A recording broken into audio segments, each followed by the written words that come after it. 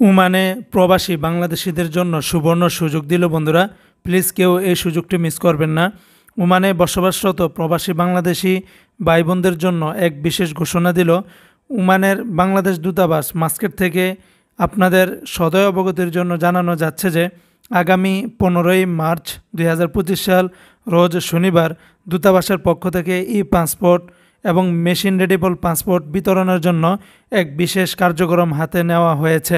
আপনাদের জীবনযাত্রা সহজ এবং সুবিধাজনক করার লক্ষ্যে দূতাবাস ওই দিন সকাল 9টা থেকে নিয়ে বিকাল 3টা 30 ঘটিকা পর্যন্ত শুধুমাত্র পাসপোর্ট বিতরণের জন্য খোলা রাখবে।